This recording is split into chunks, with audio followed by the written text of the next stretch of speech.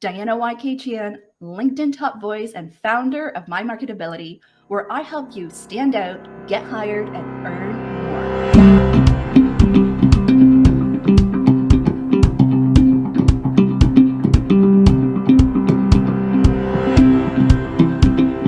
more. Are you ready to boost your confidence in the next hour? Type in a +1 in the comment to let me know that you're ready and excited.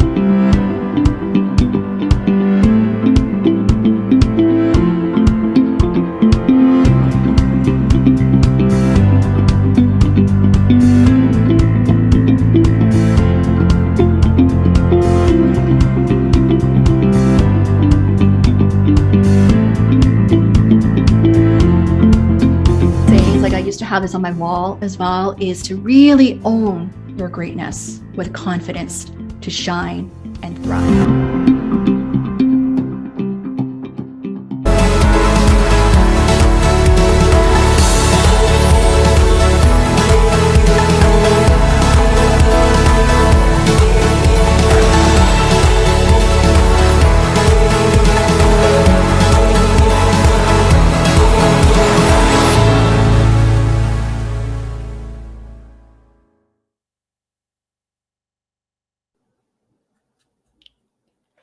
Are you tired of the 9-to-5 grind and thinking about starting your own online business?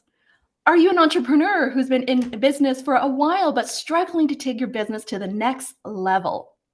Do you want to build a business that not only generates income, but also provides you with the freedom and flexibility that you crave? If you answer yes to any of these questions, then you're in the right place. In celebration of my 12 years in business this week, I'm sharing my story and the lessons I've learned along the way in a special talk on how to build a profitable online business that lasts. Hello, and welcome to the Dare to Differentiate live show. Whether you're tuning in live or watching the replay, I am so delighted that you're here. Comment to let me know, where are you tuning in from? We have an audience in the house here. See you, an audience here on LinkedIn, like 30 plus of you. Welcome. Let me know where you're tuning in from. And if you're new to my show, type in new. If you've been here for a while or watching my show for a while, type in big fan. I am so honored and delighted that you're here. I'm your host, Diana YK Chan, LinkedIn top voice of 2022 and founder of My Marketability. As a career coach, speaker, and business mentor, I help you stand out, get hired, and earn more. If we're not connected yet, make sure to follow me on LinkedIn, YouTube, Instagram, and TikTok at Diana YK Chan. All right, so since I'm also celebrating Chinese New Year, the Lunar Year here this week, I want to wish you a fulfilling year filled with abundant of opportunities and success. Yes. I'm super excited for today's special live event. Here's today's agenda of what to expect. Oh my goodness, we have an audience in this. I love it. So I'm going to share with you my entrepreneur journey, the highs and lows. So I'm going to give you a bit of a backstory here to give you some context. I'm also going to share with you 12 key lessons learned over the last 12 years in business to give you my best advice on building a profitable business that lasts. And then also, I'm going to have a Q&A with my 12 fellow entrepreneurs who are also my awesome friends. I'm bringing 12 of them on the show.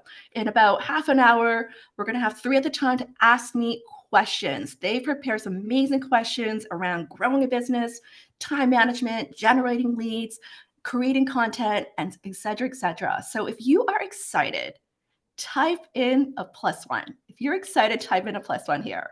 So I just want to check in the chat and say hello. Hi, Megan. Hi, Steve. Hi, Kristen, Susan, Blair. Welcome back. Amazing. Jamie, great to see you as well. Nashroon, great to see you. Big fan. Susan, yes. Happy New Year. Amazing. So before we get started, let's set the stage here. According to a recent survey, more than half of all U.S. workers have considered making a career change at some point over 2020. And with 55% of adults in the U.S. have started at least one business in their lifetime. It's clear that entrepreneurship is a popular path for many. But starting a business is one thing, and making it successful is another. In fact, 20% of new businesses fail during the first 2 years of being open. 45% during the first 5 years, and 65% during the first 10 years. Only 25% of new businesses make it to the 15 years or more. So the question is, what sets the successful business apart from the rest? How do they build a profitable online business that lasts? And what can we learn from these to increase our chances of success? Join me today as I share my story and journey with you and the lessons I've learned along the way over the last 12 years in business. So whether you're a new entrepreneur just starting out or an experienced business owner looking to take your business to the next level, today's show is for you. And we are celebrating. I'm just so excited and delighted to see many of you here today. We'll explore the strategies, tactics that can help you build a profitable business that lasts. So let's dive into this, shall we? So some housekeeping. Replay will be available. We'll be adding timestamps to my YouTube channel later on, so make sure to check that out as well. Okay, when we bring guests on the show, I want to give some clapping emojis, some love as well to really raise that vibrational energy. We can type in like go, like hashtag go Tiffany or go Jordana, just to raise that vibration energy to give them some love and support as well. Okay, amazing. All right, I see a lot of plus ones who are excited to be here today. Awesome, awesome. Okay, I'm going to dive right in. I'm going to give you some tips before I start bringing guests to my show here. So I prepared a presentation for you here, just a really short one because I want to bring guests on the show here. Okay, so let's get started, shall we? Okay, so I'm going to talk a little bit about how to build a profitable online business that lasts. First of all, I want to share with you a little bit about my journey so you give some background and context of what really drives me and motivates me of why I do what I do. And then I'll share with you my 12 key lessons learned. So some facts about me that you may not know is that I moved from Hong Kong to Canada all by myself when I was 16. And I had 3 part-time jobs in high school where I worked pretty much like full-time hours. And because I moved from Hong Kong on my own, I really learned a lot about responsibility, accountability. I had three younger siblings as well. And my parents decided to send them all over for me also to take care of them within a few years. So at a very young age, I had to learn to grow up fast. I ran a math tutoring business when I was in university. I was really good with math. I tutored every single level math course from grade 1 all the way to university level. And so that was my first taste of entrepreneurship, where I was charging, I think, $20 an hour at that time. And I tutored hundreds of students, which really helped me pay for my university tuition and for my car at that time. So I was really proud of that. It really gave me a sense of entrepreneurship and what I can do by really taking control of making my dreams a reality as well. I worked in corporate for 7 years and tried out 10 different jobs before I started my business. I worked in operations, I worked in the call center, in communications, training, marketing, management consulting, in talent management, recruiting. I did all sorts of different roles. And so that really gave me a taste of corporate and what I like, what I didn't like. And I was always craving for more where I could have the bigger impact on people. And so in 2011, I got laid off from my job. And that was really the springboard that gave me that fire and courage to start my business within a week of losing my job. So that's a little context about me here. So a little bit more in terms of the last 11 years, some highlights here that I have served thousands of clients globally, from new grads to C-level, diverse industries and professions. I have a track record of success in helping clients get hired into top companies and earning 5 to 6 figures more. And I've been really known for helping people make this pivot, whether it's a different industry or reaching next level roles or newly creative roles. So some of my proud highlights that I want to share with you. During the first 3 years in business, I doubled my business year over year. And that really gave me the confidence that this is something that's viable, that I can really continue. And during the pandemic, when we really switched things to online, my business also doubled year over year as well. In 2015, I did a complete rebrand, launched a new website, created 6 new courses right before or right when my child was born. So I'm going to tell more of that story later on, but I learned so much. Like, it's just really something for me. I was so ambitious of what I wanted to create before my son arrived. And so that was a big year for me there. Last year, exactly a year ago, I was recognized as LinkedIn top voice in job search and careers. I was also approached to become a LinkedIn learning instructor, where I created my first course called Presenting with Confidence. And I'm excited to share that I have more courses coming this year in 2023. Last year, I was a speaker for the UN, the United Nations, 6 times that I'm really proud of. And this is something I'm really committed to doing more global and corporate speaking in the upcoming year. So, I want to share with you my business journey and then some highs and lows to give you some background. And I'm going to break it into 3 phases here. So, I call it phase one is the building and growing phase, which is really the phase where when I started the first 4 years in business before kids. Phase two was really about sustaining and optimizing. This was when I had 2 kids under two in 2015 and then 2017. So I call it sustaining and optimizing. And phase three is about scaling and innovating, which is really the last 3 years. So I'm going to give you a little bit more context of what I went through, and you can ask me questions in the chat as well later on. So in the first 4 years in business, I actually started speaking first. That 2011, I actually started speaking first. And that was a year I was also working full time as a recruiter at Google Canada as their first and only recruiter. And so that really gave me the insights of what employers look for in terms of top talent. And that was really that springboard in really helping my business grow. And so that first year, I did about 50 talks. A lot of them were pro bono talks. And I remember my first big keynote talk was for the Professionals Engineer Ontario. I was a keynote speaker. And they asked me what I wanted to charge, and I remember I was really bold and confident at the time. I was like, I'm going to charge $5,000, and that's how I got my first keynote speaking gig in that year there. And since then, I've been also doing a lot of pro bono talks. In 2012, 2013, that's when I really started creating my website. I started off with creating my own website, DIYing it first, right, the cheaper way. And then in 2013, I hired a company to do it after taking a course or a program with Marie Forleo, really taking it up a notch. I did a couple like versions of my website going through that. And then in 2013, that was the year where I decided to do a lot of speaking as well, going around different universities I called it my own TED Talks, where I would go around different schools within Canada here at all these top business schools to give talks in front of like 300, 500,000 students.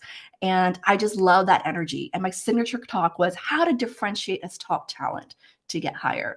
And so I gave that talk over and over again. And that was when I started recruiting. I recruited interns to come help me in my business. I remember I hired like, I think it was 8 or 9 interns that year. And then after that summer, I kept 2 of them. One was my designer and the other was my writer.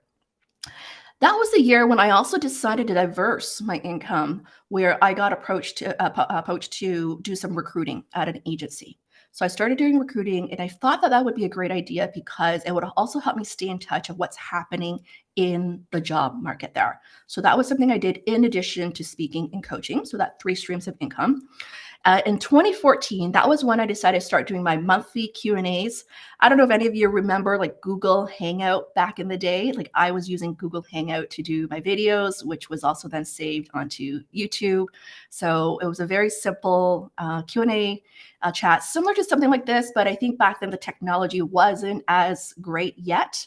That was also the year I decided to collaborate with a coach, another Kamara Toffolo, who's you're going to see here, another resume writer and LinkedIn strategist, where we decided to also launch a writing service together. I don't do the writing, so I decided to collaborate with someone to complement our services there.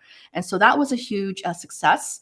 2014 was a big year. This was like right before, right before I had my child there. It was when writing service. I wrote a book. It did not get published because I had my baby, but I wrote the manual script of it and launched one course on interviews. That was also the year where I got my CRM, like the Infusionsoft system with the payment processor, email management system in place. I hired a company, spent a lot of money on it that I didn't need to, but it was a big learning year for me. That was also the year I hired someone full-time in the summer to help me with a lot of the content creation, like writing blogs, creating content, writing helping me with my book, the manuscript as well. So that to me was really worth it that year. It was like a big, big year for me leading up to 2015, where I launched 6 courses literally during when I had my baby.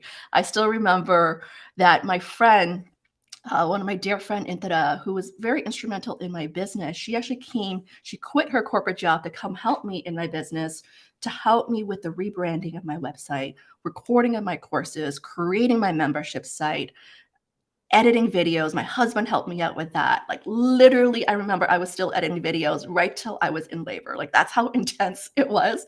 And then when I had my baby, I had to just let go and give it all to my friend and husband to take over my business, and to have my friend also help with coaching my clients for the month there.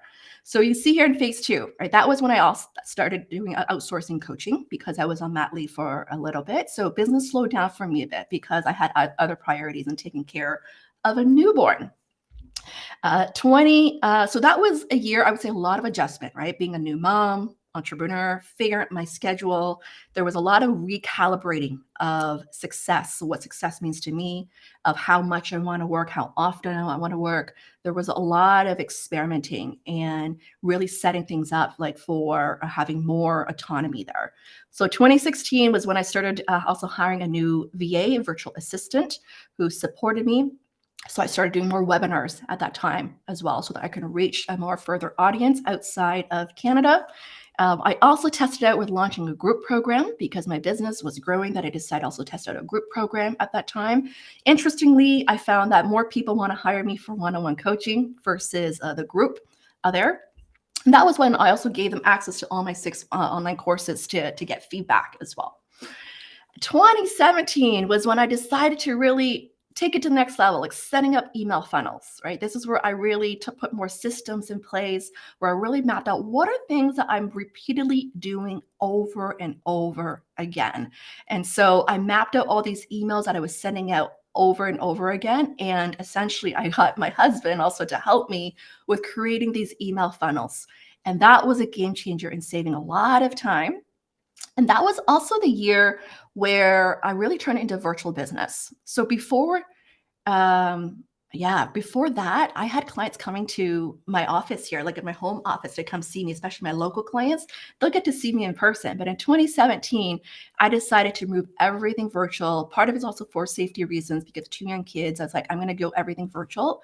And it totally made sense for me that I was able then to serve a more global audience at that time there.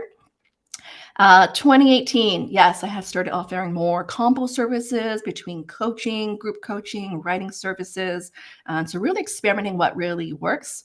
That was the year where I really stepped in my game on LinkedIn, where I started creating video content. Prior to that, I was sharing my blog post content. Like I had over 200 articles and I was sharing that. But in 2018, that was the year because I was still had a young kids, right? That I would be recording videos on my phone, on the go, in the car. I did the 10 days, 10 tips video, and then I got hooked since then. So that's how I really started to be more active on LinkedIn there. And something I want to highlight, like, I know some of you are going to ask me about my lows later on here, is 2017 to 2019 was actually a really tough year for me. Reason being was because I also faced postpartum depression. It was actually a really, really difficult time. And that obviously impacted my ability to do a lot of work or, to grow my business there. So there was a huge learning around that time and figuring out what worked. And I remember also questioning, do I continue my business or not? Because part of my self-confidence was also impacted. So you see here in 2019, that was the year when I also decided to take on a career advisor gig at a university that I was referred to. I did it for 6 months and then left. And reason being that it was just not a right fit in terms of for my schedule, in terms of flexibility. And it actually gave me that validation and confirmation that I actually want to continue my business because of the flexibility that I really value there. So feel free to ask me questions around that. That was a huge transition time. So the next phase was really what I call like 2020. That was like what I call like my comeback year. Like when the pandemic hit, I know it was a really tough time for people. And I decided to really step up my game with offering like webinars, new products, new services, more affordable type of services as well. I got a new website. My husband also helped me create a brand new website. We moved to a new, more user-friendly CRM system that could do email, online payment, courses, and all that. And I remember he was able to what's the word? Not transfer, migrate, right? Migrate the entire previous CRM to this whole thing like within 6 weeks time. And I was blown away. And because of that, I was able to quickly make new offerings, experiment things in a quickly manner. And that really allowed me to double my business that year because I was testing out a lot of things there. And so 2020, end of 2020, I decided to do a Give Back Career Relaunch Summit. I don't know any of you here who were a part of that. Like that was one of my first big live events where I decided to go all in. In over 2 days, I interviewed 20 career experts to come on the show. I spoke for like 12 hours. And I remember leading up to it, I was actually faced with imposter syndrome. But once I was there, I was like, I love this. I love this experience. So I decided to do my live stream show in 2021, which is the show you see now, the Dare to Differentiate show. And I actually start doing live streaming weekly on a weekly basis on a Friday. And I remember for the first 3 or 4 months that I did it, I was actually burnt out. So I decided the following year, which was just last year, that instead of doing it on a weekly basis, why don't I just do it twice a month, which is more manageable for me. And instead of having a fixed schedule, I like to have more fluidity and flexibility where I come up with the dates that I'll host it on a Thursday morning between the hours of 10:30 to 12 Eastern time. And that worked out really well. So one of the things I really learned is the importance of really looking at what works for you, optimizing it to your own needs and lifestyle needs as well, not just like what people are telling you to do and then you try that, but you want to see, does that really work for you there? Okay. So last year, I hired also a new assistant who's been amazing in helping me with supporting my live stream show, with my video editing, content creation, design work. And that has been a game changer. If you've been following me some time, I've been creating a lot more carousel posts, short form content. And it's because also that I have more help, a new assistant helping me with these design and technical work as well. So that's been a game changer for me. And that allowed me also to take some more time off last year. Like that's where I really, the last year, I would say I've been working more like 20-hour work weeks instead of previously working like 40-hour work weeks there. That was the year when I last year created my new LinkedIn course and do more speaking for the UN and Fortune 500s. So this year, where I'm heading, 2023, you're asking me where I'm heading, it is all about speaking, a lot about speaking, doing some training, group stuff, and coaching, and then also hosting my first business mastermind. I'm really excited to host my first mastermind in Cancun this year in April, which you'll meet all the ladies who are coming on the show today. Super excited to support their entrepreneur journey as a coach there. So that is an overview of my last 12 years. What do I see here? Yes, I'm using Prezi. Yes, I'm going to tell some stories here. So what did Michelle say here? uh, feeling exasperated just listening to Journey. I was going to ask, how do you keep up after the children? But do you say that your husband helped? Is he in the same business or training? Or he's being stretched also? Great question. No, my husband is still in corporate. He works in marketing, in tech, but he is very supportive, very involved with the kids as well. I'm really grateful for him. A big part is really the communication there. To be honest, like when he really was the one who gave me the courage and confidence to start my business in 2011 when I lost my job. Like he's the numbers guy, looking at the numbers. He said to me, if you don't make any money in the first year, basically if you fail, we'll still be fine. And that's all I needed to hear, that, okay, we'll be fine. And I decided to really give it a shot there. Okay. All right. So I'm going to move on. I want to share with you a few more things before I bring on guests, because I know guests are coming on. So I'm going to have to go a little faster here. Some of you may ask, how did I double my business during the pandemic? I would say 3 things: visibility, credibility, and relatability. Right? Visibility is part of that content creation, networking, putting yourself out there, The credibility piece is sharing your wins and highlights. Really, relatability is all about storytelling. So I started doing a lot more storytelling in the last few years where people know more about me, not just about my business, but who I am, like being more vulnerable as well so that I can really connect with my audience. So I want to share with you my 12 lessons of what I've learned. And feel free to ask me questions, but I want to share with you my 12 P's of what I really learned the last few years of some best advice. The first is passion and purpose. If you want to build a business that lasts, you have to love what you do and do what you love. Otherwise, it's really hard for you to sustain. Number two is that you got to have a strong personal brand. I'm really big on branding, whether you're in business or not. I think it's so important to double down on your brand to showcase what you're great at, what you want to be known for, to stand out. The third is all about people. So I'm a big people connector. And this is why I really believe like I love connecting with people, helping people. It's so important to also work with people you enjoy working with. So I'm all about also working with my ideal clients, getting really clear on that of who they are. And over time, you know who they are, right? Like who are the people you want to attract? Like I know I love working with high achievers, people who are ambitious, who are driven and want to reach their next level. And so over time, like I know that, and you got to really trust that.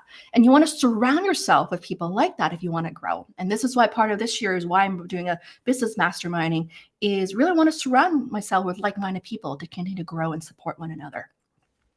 The fourth is around programs and products. It's so important to also have your own signature service, your offering of what you want to be known for. For me, I've really been consistent with offering one-on-one coaching over the years. The way I've had innovated or grown is offering it to different audiences. So back in 2020, 2021, I created two different sales pages, one for a more junior mid-level clientele and another for more executive level clients. So really just getting clear on your positioning and messaging of who you serve and be able to talk to them that how you can walk them through the journey in solving their problems and achieving their goals is really important. The fifth is pricing. This is a big one. I feel like this ties a lot into your mindset there. You really want to charge according to your level of experience, what you're worth, or the audience that you serve. For me, I have increased my prices year over year, right? One is because of the results that I've been getting from my clients. Second is the confidence. I know when I first started, like I started much lower. And then as over a year, I have increased my pricing. And I never really charge at an hourly basis. I usually charge more from a program perspective and also the value that I'm delivering. So I really think of it from that standpoint there. The sixth is promoting and pitching. So here's the thing. As a business owner, not only like you need to be able to be great at what you do for me as a coach and speaker, but you also need to be great at also marketing and sales, promoting and pitching in order to generate the leads, right? I think that's one of the biggest questions I always get is how do I generate more sales? Big part of it is you got to put yourself out there and you got to practice talking about your story, your offering, who you serve. Those are all the things going to really help you to connect with your ideal audience there. And that's something I practice a lot with my clients when it comes to pitching themselves as the ideal candidate. Seventh is the pipeline. So this is all about the funnels, right? So a few things that I've done is I've done a lot of speaking where I know every time I speak, I'm going to meet a new audience and I'm going to be able to generate at least like probably a half a dozen of people leads who want to follow up with me. So speaking has been a huge thing for me. Building an email list, being a guest speaker on other people's podcasts or live shows, that all helps with building that funnel and pipeline there. The eighth is planning and prioritizing. So I know this is a big one that I always hear, like how I manage my time. And I'm going to talk more about that. But I would say for me, I am a planner. Like I love to think big of having a big vision, a vision board. And then from there, I break things down of my dreams and goals into projects. I break into projects, then milestones, then tasks, and then deadlines. And I use a project management tool called Asana to help me with planning and to help me with delegating to my virtual assistant as well. So that has been really, really helpful there.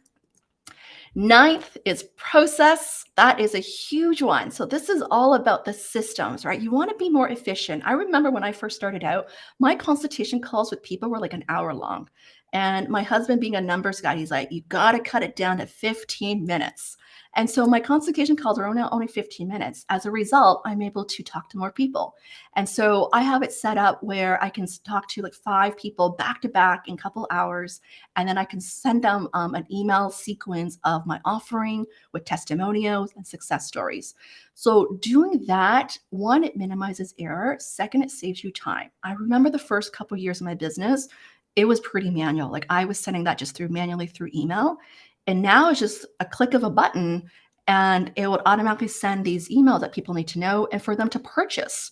Like I remember the first few years of days where people were just sending me money through e-transfer, like online banking, and I had to chase people for money, and that was just like very tedious. And once I set up the whole credit card payment, it was a game changer there. 10th is personal growth. So I'm big on investing in yourself. I really believe the more you invest in yourself, the more you also have a greater impact on others. So I have this for me, the rule is every year I'll invest in something like in a personal growth that will allow me to grow my business. And my husband always challenges me, whatever I invest in, 3x or 4x that. So having a positive ROI. I think it's really important that we don't overinvest, meaning that we overspend, that we are in debt. It's so important to learn something and take action from it. So I have taken some big trainings early in the years in person, such as like with Tony Robbins, Robin Sharma, Dr. Wayne Dyer. And then over the years, I've done a lot of online group coaching, business coaching to help me grow my business there. The 11th is platform. So this is all about the social media. Where do you want to hang out to connect with your audience? So for me, I'm really active and big on LinkedIn. I really enjoy this platform. And then over the years, I've also have my YouTube channel where I create and sort of like a lot of my long form content as well. And then the last year, I started being more active on Instagram and TikTok and creating short form videos there. I think the key here to start out is to pick one that you really want to dominate or to grow or to nurture audience. And for me, it has been LinkedIn. And part of it's because in my corporate career as a recruiter, I used it a lot and I really liked it. Last but not least is performance and progression. So this is all about getting results, right? Not only growing your own business, but I think it's all about how do you help your clients to get amazing results where you'll get raving reviews. It's all about that. So now that I've been in my business for 12 years, I have a lot of repeat clients who come back to me 3 times, 5 times, 6 times now, and they'll refer me clients. And I'm so grateful for that because I know that when you deliver great work and when you care about them, you get the results, they're going to be talking about you. They're going to be your advertisement. And I'm so grateful for that. So there's that piece is that you got to do great work, be known for it, and share about it so that people know about you there. And I know one thing that has really helped me in the last few years was really start to share more success stories and testimonials. And that has been a game changer for me because people tell me like, because I heard your story or because of someone else's story, it triggered me to want to reach out and follow up. So those are my 12 lessons learned. Was this helpful? If it was, type in a +1. Let me know which lesson really resonated with you or which one you really want to implement. I'm going to start bringing my guests on the show for them to come on the show to ask me question here, shall we? So let's bring on my guests. We have Tiffany Uman and Swetha Rajmi, who are both coming to my business mastermind. So let's bring them on. I'm also gonna, hi. Hello. Hi. So great to see both of you. Oh, thanks, Diana. And congrats again on 12 years in business. What a milestone. 12 years. I was reflecting of how, because with Chinese New Year, it's like the 12 zodiac signs, like a cycle. I feel like this is the whole cycle I went through 12 years. And the year of the rabbit is my year, my dad's, and he's been an entrepreneur for 40 plus years. So I feel like it's like a full circle moment for me to reflect here today. Love that. Thank you so much. So great to have both of you here. So why don't we start off? Sweta, why don't you ask me your first question? Oh my God, I got it here. Let me just find out. Oh, first of all, congratulations and thanks for inviting. Oh my God, this is amazing, right? Hanging around with a crew like this, entrepreneurs, where were we all? Like, how come it just took us so long, right? And this is amazing. And I can't wait to have that mastermind that we're going to go to Mexico together. And oh my God, I'm so excited. I know, look at this excitement, right? We're so excited. I know, it's going to be amazing. Well, here's a question for you. Three Yeah. things you regret not doing or introducing early as a businesswoman in your business. How did you fix that later on? Oh, that's a tough one. This is one of the tough questions. I mean, like 3 things I regret not doing in my business. Oh my goodness. I would say one. I mean, at the beginning, you know, I DIY'd it a lot, right? DIY'd a lot of things of even just for payments. Like I wish I had just more systems in place earlier. Like everything was very manual. If I look back, I would put more systems in place, being more efficient in how I receive payment, track payment, even simple things like, I don't know about accounting. Like I remember my accountant telling me, you better be better at tracking your expenses and revenue here. I wish I did a better job my first 3 years. I really didn't get my act together probably like 2014. So the first couple of years, you're just part of your winging. You're like, you're trying to figure out what works, right? You're just trying it out. So I think about anything that's going to help you be more efficient and effective is worthwhile putting, even though you may think it's wasting time. It's really the behind the scenes of working on the business versus in the business. Great one. Oh my Yeah. God. I think we all go through that moment. I think I was right there as well, not introducing and doing everything manually. Oh, Lord, I wish I could go back and fix it. One thing that I don't know, when did you start like collecting the email leads and stuff? Because I literally didn't even do it until I think last year. I didn't have the. Yeah. When I started, I would say that's when I started implementing MailChimp. I think that was when 2013. Yeah, because 2011, I was in corporate about 2013, 2 years in the business, I started collecting leads because I knew if I was starting to do more speaking, I need to find a way to connect with these people with all these talks at these universities that I was going to be speaking at. So I would have an opt-in form. I think I would get people sign up. Yeah, I'll sign up and they'll be on my mailing list because I was going to career fairs as well. So it's like, how can I stay in touch with these people? So that was, but it was very simple. It was a simple, very simple, just collecting emails back then. Wow. Did you feel guilty at any point? Like, why am I asking for email? I always felt guilty. I still feel guilty sometimes asking for it. Hey, I have this, download this. Yeah, you know, I didn't feel guilty per se, but I learned a big lesson at the very beginning was, I think when I first started, like I just added also a lot of my friends and stuff. And then you realize, what's that law called? You can't just add people to their email list without their consent. Castle in Canada. Yes, CASA. The GDPR, yeah, compliance. Yes, it's compliance. So I had to burn the list. Like I made a list and then I was like, okay, I got to follow the rules here. And I had to rebuild from scratch. I think back in 2014, I had to like burn everything and rebuild everything again.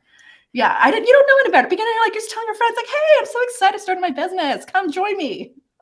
That's so true. Yeah. That's a very valid point for other people meeting the compliance. All right, I'm good with the questions. Thank you for answering that. Yeah, Tiffany, what about yours? Yeah, oh, that was such a good question, Sweta. Okay, one of mine, Diana, is which years of running your own business were the most challenging and why? That's a great question. That's a very good one. So, you know, I mentioned a little earlier, the toughest time was when I had my kids running the business because it's just a complete life change. So I would say in 2017, 18, 19 was those tougher years because 2 kids under 2, trying to figure things out. And I had like postpartum depression. So it was really tough. Like I had to really work a lot on my mindset, be willing to ask for help, hiring help as well, like even getting a nanny to help out. And I think I had to really recalibrate. Like this is something I really believe in now too. Like with the pandemic, it's like redefining and recalibrating what success means. Being a high achiever, like even come in corporate world, I was working like 60, 80-hour work weeks. So before kids, like to me, that's like normal, 40-hour weeks. But after kids, I was like, this doesn't work. Like working these crazy hours no longer works. So I would have these high expectations myself that I should be here by then, or I need to be doing this by then. And that was not making me happy at all. And so I had to really rethink about why, what am I doing, what I want, and what's really important to me. and be okay with like working at a slower pace, being okay with just achieving one goal a day or not even doing one big project that year, like being okay with that. And that was something I had to really process a lot, like being a high achiever Yeah. other. Yeah. I love that answer, Diana. I think that's so relatable too, right? I think when anyone is pivoting into entrepreneurship, there's like this like I should mentality. It's like I should be Yep. doing this. I should be on that platform. I should be. And it's so easy to get caught up in that. But I love your answer of just like finding peace with what actually works for you. Like Yeah. there's no like one size fits all model. I think we're seeing that with a lot of our amazing mastermind ladies together where, we all have our different approaches. Yes. And you ultimately have to do what brings you the right energy. So that's amazing, There you Diana. I'm go. so happy that you were able to make those shifts, both professionally and personally, that led you to this moment. It's incredible. Yeah. Yeah, absolutely. Yes. What other question do you have? Yeah. I have another one. So do you want to go or should I ask my next one? You can go because I know that you have Yeah. to leave. You can go. Okay, amazing. I have two more, Diana, so we'll see if we could get to both of them. But one would be, what best practices would you share for balancing entrepreneurship and family duties? So it kind of ties a little bit with the last question, but where are you Yeah. at now, and how are you really doing that, and those best practices that you're applying? Yeah, that's such a great question. I love that. I feel like this is a big question I get a lot is managing time. So for me, I would say really about optimizing your schedule, but also looking at how do you want to operate. So for me, I have my non-negotiables, meaning I don't coach in the evenings. I don't speak in the evenings unless they pay me a lot of money. I don't speak in the mornings because I got to get the kids ready. Unless, like, for example, UN was paying me, I was like, okay, I'll get up at 7 a.m. to do my talk at 8 a.m. Like those, I'll make those exceptions, but having your non-negotiables and communicating it to your clients is really important. I don't typically coach on weekends unless it's an emergency where a client has like an interview coming up on Monday. Then I'll make that exception. So I communicate that, and that's something I learned in coaching training. Is if you don't communicate your boundaries, people will overstep them.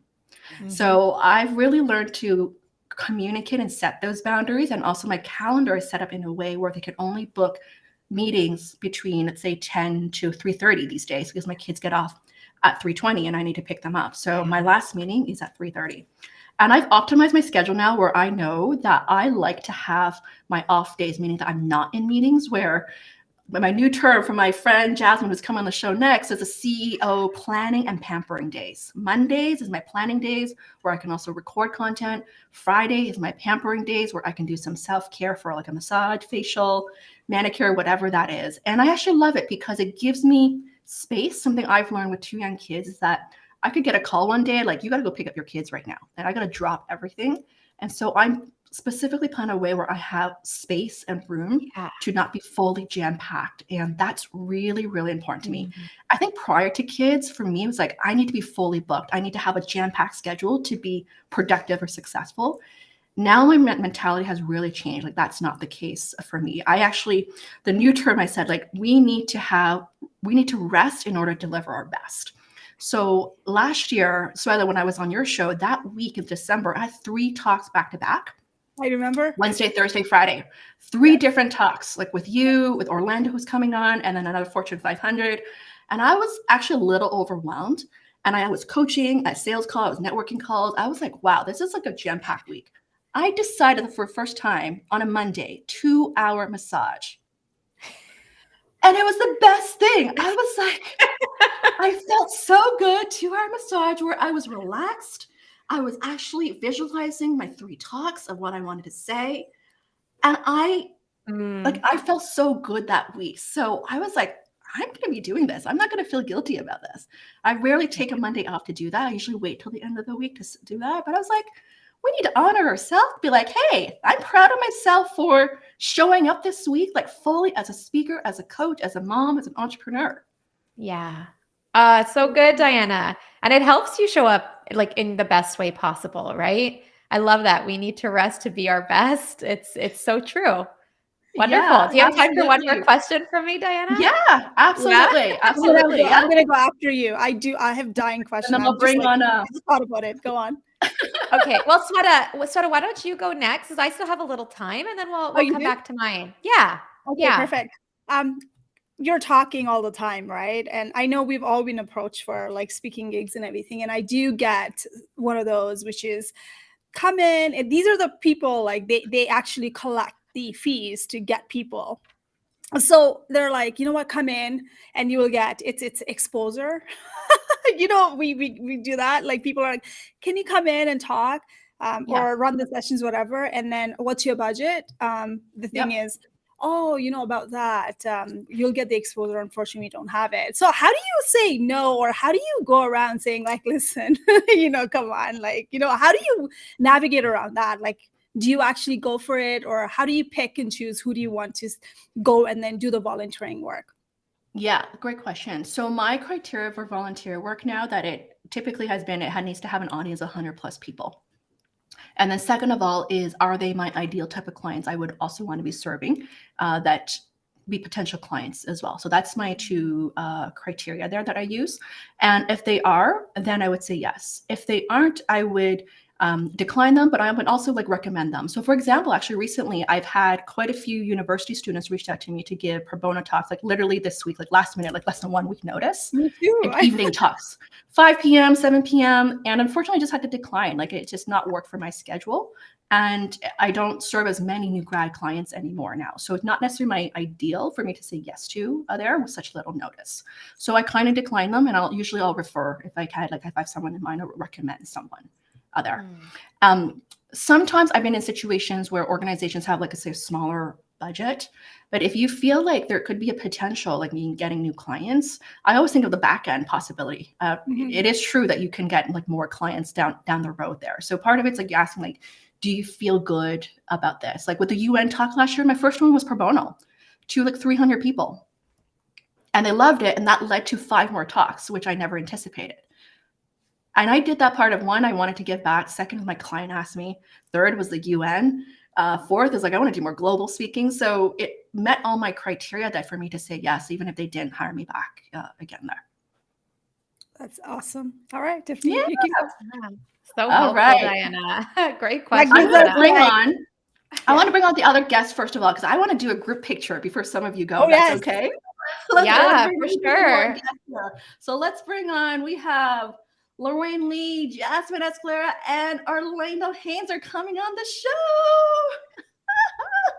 Hey, gang. Hi. Oh my goodness. Oh, it was 6 of us. Oh my God, this is so good. Okay, Hello, I gotta hello. get a picture before I forget. I love this. Okay, everyone look at the camera. Let me do this. Smile.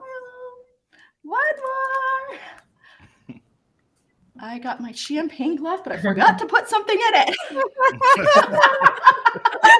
I got my champagne glass here.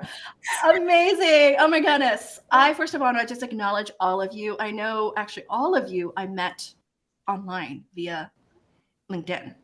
All of you here, just the last few years, and we became fast friends. And I know like 3 of you, Tiffany, Jasmine, Sweta, you're coming to my mastermind in Cancun. Super excited. So I just want to thank you, and so honored that we have this friendship here. So who's next for a question? I think it's Tiffany, because I know you got to go soon, and then we'll move into the other folks here. Sure. I had one last one. I'll go quickly. So it was, what's the top 3 traits that you've consistently demonstrated to build a decade plus business model? Oh, this is a good one. Good one. 3 traits. I would say one, I'm an action taker. Number 1 is definitely be an action taker. I take action. Like when I think of something I want to, like I go do it. So, Tiffany, you and I, we were talking about this business mastermind last year.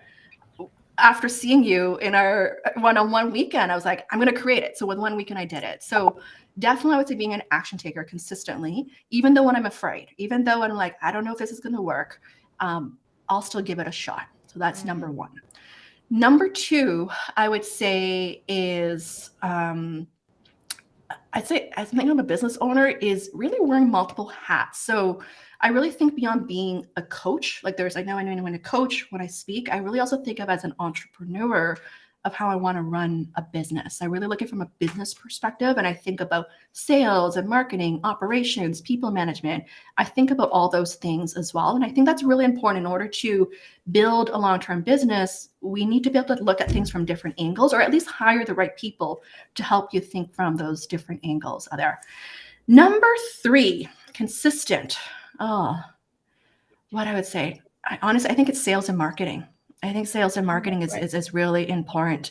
To grow a business, you have to consistently to be selling. I know some people of us don't enjoy selling. So even for me, I had the softest voice. I had to work on that and be able to project my voice. And so being comfortable in sales and marketing and sharing your own expertise and your own wins, I think that's really, really important there, right? That's part of building the credibility.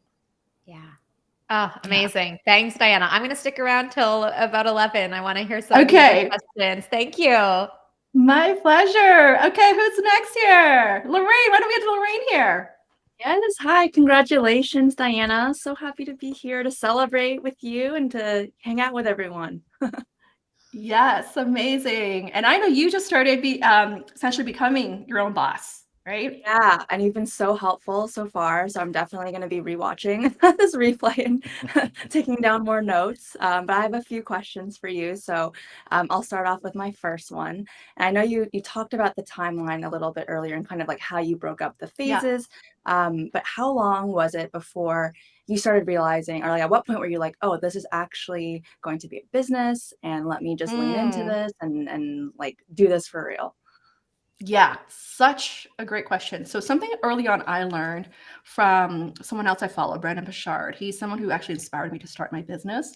He talks a lot about that you need to treat your business like a business, not a hobby, right? Because it really changes the way we think of the business as a hobby versus an actual business. And so for me, first year, 2011 was when I was recruiting still, right? So to me, it wasn't full-time business. I was in it, but I was still working full-time. So 2012 is when I really started taking it seriously. And for me, it wasn't until 2014, meaning from 2011 to 2014, that I saw my business grew double year over year. 2014 was the highlight of growing to a $250,000 business. And I was okay, double year over year. So obviously I knew I was doing something right? Whether it's coaching, speaking, I was also recruiting as well. So it took some time for me to see it as, I won't say viable, but I knew I wanted to continue. That was something I knew I wanted to continue because of the growth, the numbers prove that. And I knew that at that time, there was a lot of mindset work. Someone actually challenged me to think about even how we charge fees as well, right? We may be taught in a certain way. I had to work on a lot of my money mindset. And one of my friends told me that, yeah, believe you can have consistent 5-figure months. That was something she said to me. And I was yeah, I'm going to do that. I'm going to reach 5-figure months every month. And I start tracking that on a monthly basis. I was oh yeah, I'm hitting this. Okay. I'm believing it, right? So part of that confidence is the proof, having the evidence of support that are you demonstrating that? And so even when in 2015, 16, when I had my kids, my business actually dipped. It dipped back down, almost by half as well, was because I was working less hours. But I had evidence in 2014, I was able to hit that. So I knew in my mind, I can hit that. I just knew, I believed it in my heart. And for me, I tell myself it's because the season I was in that I'm taking a step back and working less hours, but I'm still in that 6-figure mark. I'm okay, I can still do it because I'm choosing to work less hours right now with my kids. Yeah. But that's such a great question, right? I think the question a lot of I see people ask is also, when do I give up? At what point do I need to pivot to something else? Or I see some entrepreneurs pivot to a different niche, a different offering, right? Those are things we really want to assess as well. Yeah. Perfect. I do feel from my observation, I'm going to say is I feel like people give up too soon. What I've seen is I do feel people give up too soon, within the year, right? That within the year, either they decided to go back to their corporate job or do something different when we haven't really tested long enough to see what is possible. Because honestly, year one, we're just experimenting. We're just trying to figure out who we are, of what we want to do, finding our voice, right? So that's not a good indicator that you're not a successful entrepreneur. We may tell ourselves that. Right? We may tell ourselves that, but that's not a good indicator. But if you give yourself that couple of years, you're going to see, okay, what is possible there, right? and really challenge yourself. So I went speaking, coaching, and recruiting. Recruiting what's made the difference for me, because part of that was also helped make me more money. It was part of recruiting, not just coaching there. Yeah. Wonderful. Thank you so much. My pleasure. Jasmine, you want to ask me the next question? Is she in a mute? Oh, excuse me. Oh, not yet. We can't hear you. Oh, can't hear you yet. We can't hear you. I think her internet has been a bit wonky, so. Okay, so let's go to Orlando. Yeah, We can't hear you. My internet. There you go. Can you hear me now? Okay. Oh, yes. Yes. Yeah. Awesome. Okay, my internet is a little wonky. My Airbnb is driving me crazy today. So, but I am so excited to be here, Diana, celebrating you and 12 years of business. I cannot believe it. Like, seriously, I'm actually looking at myself, and I'm at year 1.5 of full-time business ownership, and to think of 7 more years to go, I'm like, ah. So I am so enjoying celebrating you and all of your success. Is absolutely amazing. I think things that happened in entrepreneurship that no one really told me was that I was going to get so much of my mindset, and that it was really going to bring up a lot in terms of healing myself. And so I've gone on an immense healing journey since becoming an entrepreneur. I'm just curious if there was ever a point where you had to really heal different components of yourself in order to build the confidence to really show up in your business in the way you show up today, which is straight fun. Yeah, that's such a great question, Jasmine, around what do we need to do to really heal. And absolutely, I'm going to talk about some of my own vulnerability or challenges. One, definitely, I would say confidence there. I look back like 12 years ago, my videos, if you hear back my voice versus now, it's so different. I was a lot softer, higher pitch tone. Now I can feel the certainty, and the confidence was a huge one. Second, definitely around the money mindset. I'm going to tell you, like, I think just growing up, like just the influence that I've had with growing up with parents, like I remember, I'll tell you something, like I had this vision. I told myself, I'm going to go from charging $50 an hour to $1,000 an hour. That was something I planted in my mind. I don't know how it was part of a course I took, but I decided that's something I'm going to do, and I've hit it. So I think part of that is we need to plant the seeds that you believe yourself that you are worth it, right? Through consistency of showing that you are having these results. So that was definitely a big one, the money mindset. I took a big course called Millionaire Mind Intensive. I took it twice. It was a 3-day intensive thing about your relationship with money, how you view money. And there was a lot of things I had to process to change my mindset. Like, the simple things as like receiving money, right? How we receive money. Do you see money as something that something like yucky, or versus like something that you enjoy, right? That was a game changer for me, just even taking that course of healing that, I would say. So those are 2 big things, I would say. I think the third one, to be honest, a big part was when I started my business, my parents didn't really believe in me. Like my mom was the one who was telling me that, you're, what if you're too successful that no one's going to love you? Like there was a little bit of that being enough or being loved as well. Like that she wasn't really supportive of me starting this business, of being too ambitious and driven. And so I had to work a lot on that mindset of that I don't need that approval from people who I know love me as well to grow my business. That there's a lot of the healing from there in terms of how I've been brought up and raised of whether I'm enough or not. And I remember one of my breakthrough moments was when I went through coaching training. A coach called me out and said, stop choosing things to try to please your parents. Oh my God. That's a good one. And I cried. I'm having these goosebumps right now. And she called me out on it. I'm like, holy shit, you're right. I've been choosing things to try to be the A student, to get a good corporate job, to get to the next level of my career, but I'm not happy. Right? I was good with math. I was told you should be in finance, you should be an accountant, you should be whatever, and like these numbers-driven job. When my passion and my heart was about people. Like that, I had to heal a lot because I was told you should be a math teacher, a professor, but that did not resonate with me at all. So I had to really work a lot on the identity of what people saw in me and be able to say, like, I want to be a speaker, even though I had a soft voice, even though I'm Asian. Or, I remember like in university, I was telling people I want to be a speaker. And someone told me, like, how can you be a speaker? You need to be like a Tony Robbins. You got to speak like him. You got to have this voice, and you got to have gone through like traumatic experience. And that obviously affected my confidence. But then over time, I'm like, no, I don't need to be like him. I can have my own version, like the Diana Chan version of my own brand, of my own whatever I like, right?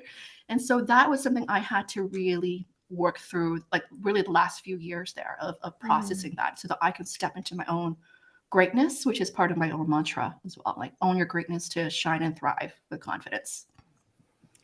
That's amazing. Anyone right now on like in the audience, you don't take it away. Like, come on. These are like, we're all people of color here, right here. Like, you can see. Oh my God, this is like amazing. Oh my gosh. I'm tearing up, Diana.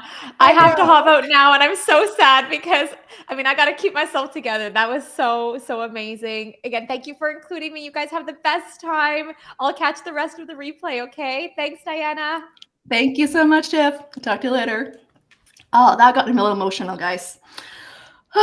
Okay, Orlando. It hits your heart. It hits your heart. Yeah, that hits my heart. That Everything. Yeah. So thank you for asking that, Jasmine. Like, that was a good one. Yeah. Well, first off, Orlando. congratulations, Diana, on 12 years, and hello to all the ladies.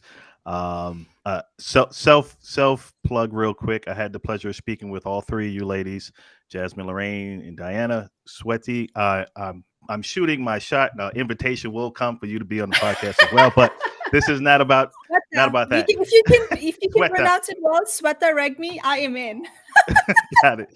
So, Diana, here's a question, and Jasmine's question is a great segue. It's a two-parter, so I'm gonna hit you with two parts. One, what was your initial fear that you had to overcome to launch your business? And then two, what fears are you still facing 12 years in? Such a good one. The initial fear was like, will I make it? Like, what if I fail? Right. That was really the initial fear. Right. And the way I overcame that, really, my husband was like, what's the worst thing that could happen? He asked me that question, like, what's the worst thing that could happen, right, if I failed? And I said, the worst thing that could happen was I just need to go find a job again. And then when I said that out loud, I was like, okay, that's not too bad that I need to go look for a job again. So that was my fear. But when he gave me that permission or the encouragement that, go do it, we'll be fine. I got you. That's all I needed to hear to just give it a shot. So that gave me the confidence.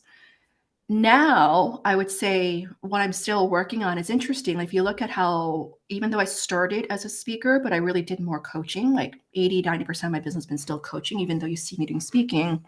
Now I'm this phase, I would say this new decade, where I really want to claim to speak on bigger stages. So part of the fear or challenge is continuing to own my voice, my space, really sharing that and not playing small, I would say. Like last summer, I created my new speaking page. I did not share it until my friend Anthony encouraged me, like, go share it with the world. You created it. Like the speaking reel that I just shared today, like I got it created last summer, never shared it. So part of me, I want you all to also hold me accountable. Like, Diana, like, go own this space as well. Like, continue that. Like, even though you see me, like, this, you call it the badass or like owning it, I still got this confidence work that I need to work on and continue believing in myself that, yes, I belong to this big stage, or yes, I'm worth like speaking at these Fortune 500 companies, or yes, worth to be on these conferences. So that's still what I'll be working on in the coming year. So yeah, I would love to receive any encouragement or just the truth bombs to tell me to continue to own that in the coming years. Love it. I have a follow-up. Unless one of the ladies want to go. Nope. So top 3 skills you've learned so far that you consistently use in your business. Number 1 is definitely speaking. So knowing that I want to be a speaker is continue to improve my speaking skills, whether here on live stream, recorded videos, giving private talks. It's something I want to grow and develop. Number two, I would say the last few years particularly is a lot around video content creation, whether it's through videos, thinking of carousel posts, storytelling posts. I would say I was never a writer. I never really enjoyed writing, to be honest with you. And 2021 was when I was like, I'm going to start sharing my own story and actually doing my own writing, sharing vulnerable stories. And I committed to myself every morning after I drop off kids to write a post.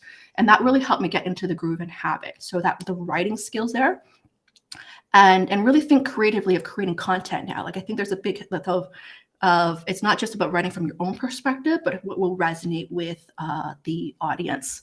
Now these days, have you guys heard of ChatGPT? Yes. The cheat code. I've been playing around with that over the holidays and I really enjoy it. It's been helping me to either create or come up with ideas. That's been a fantastic tool, and I'll use it as a starting point and then massage it to my own liking there. So some of my content right now, you see, I do use also AI to help me with that. But what's important is also what you feed in terms of your input. Right? What you feed it is going to affect the output of whether that content is going to sound like you or not. Yeah. So those are some of the new skills, I would say. And I mean, for anyone who's looking to do a live stream, I think I had to learn a lot. I studied a lot on how to run a live stream show. I followed someone on YouTube. I studied so much on creating, setting things up, asking questions. I learned a lot about that before I started a show there.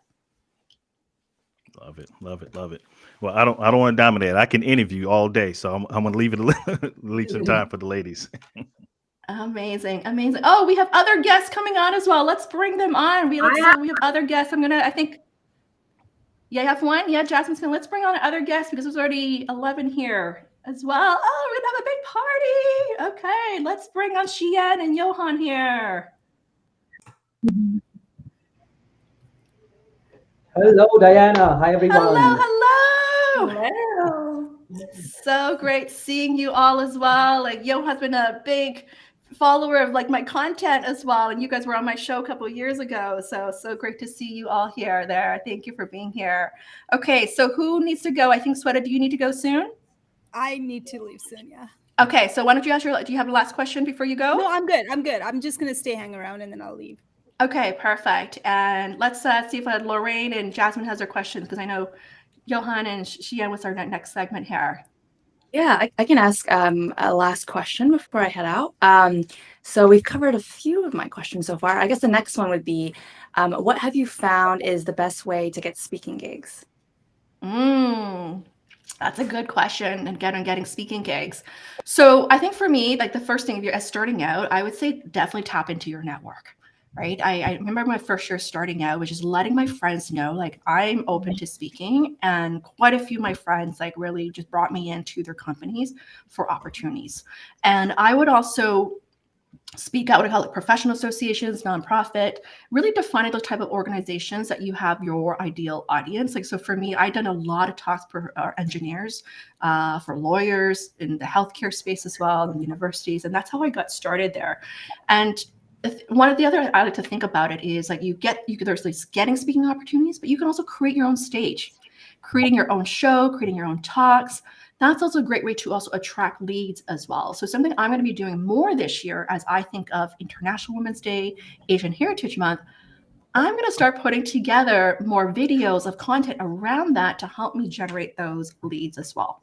So I want to encourage you to think about the inbound type of leads, but also the outbound type of business development leads there.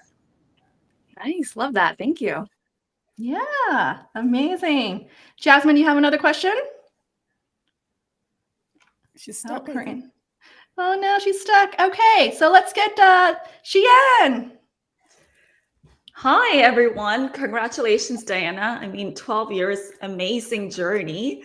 Thank you so much for having us here. So I'm so excited to, celebrate with you. And I love those glasses there. Hey, Kamara. Hi, I'll put them back on later. I don't want to interrupt these great questions. So my question to you, Diana, is, it's been an amazing journey, 12 years. You've had immense success. They often say the goal that you're trying to accomplish, what you're trying to achieve is actually not what you're getting. It's the person you're becoming. So who have you become over these years? How have you changed? Oh, who have I become and how have I changed? I mean, definitely become a more confident self.